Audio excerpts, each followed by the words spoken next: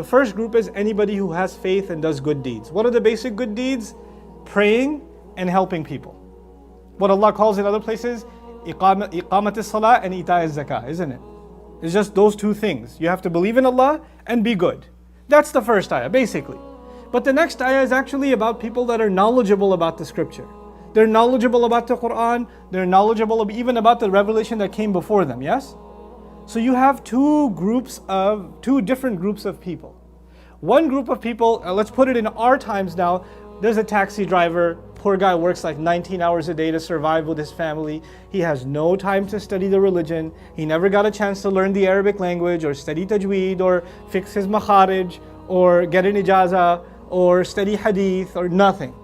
He barely gets time. He pulls over by a masjid, he makes salah, goes back into his cab and earns his money. That's what he does. 6 days a week, 7 days a week. The one day that he's got day off, he's basically in a coma. He's passed out.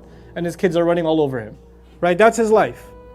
And then on the other hand, you have somebody who Allah has opened up the opportunity for. Maybe his family sponsored him or her, and they're studying Quran, they're studying Sharia, they're studying the Deen, they're traveling from one land to another to learn. Right? And then they're going to do a bachelor's degree from some Islamic university, then a master's, then a PhD. They're becoming a alim on top of a alim on top of a alim. They're both believers. But you would think to yourself, the people who know more and the people who are getting to do all this learning, they must be better people than the cab driver is lesser and the alim is better. And notice in the first ayah, it's everybody. Anybody who believes in the unseen, anybody who prays, anybody who spends. It's open to the general public, yeah? And the next ayah, they believe in this revelation and the previous revelation. It's almost like an indication about people who are knowledgeable in scripture. But then what Allah does in this ayah is He bunches all of them together and hands them a certificate of success.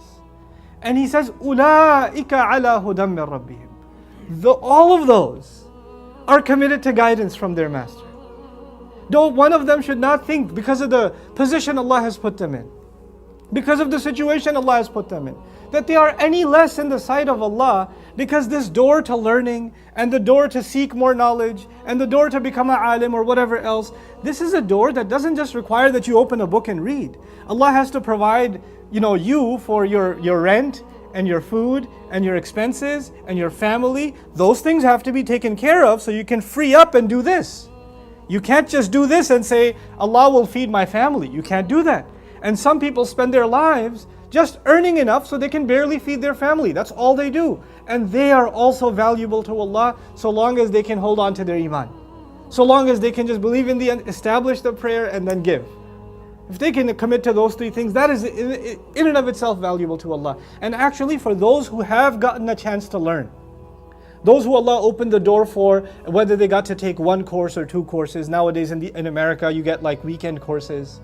People have the luxury of taking a weekend course to learn Islam. That's a luxury. You have the luxury of having a phone with high-speed internet and you can just log in and watch a video whenever you feel like. And you can choose the topic too. You don't have to go to your local masjid and say, that's the halaqah, I guess that's what it is. No, you can pick the topic too now. And then you can pick the scholar you want to learn from. And you can pause them and slow them down or rewind them or switch to some other topic whenever you feel like. We are living in luxury on top of luxury when it comes to learning. But if Allah has opened the doors of learning for you, then understand one big responsibility that falls upon you.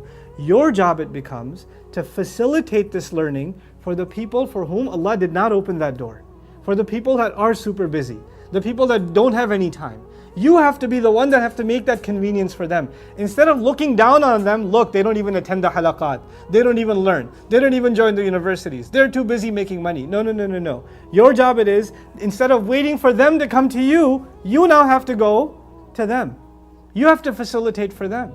And that becomes a responsibility within your family, within your community, for all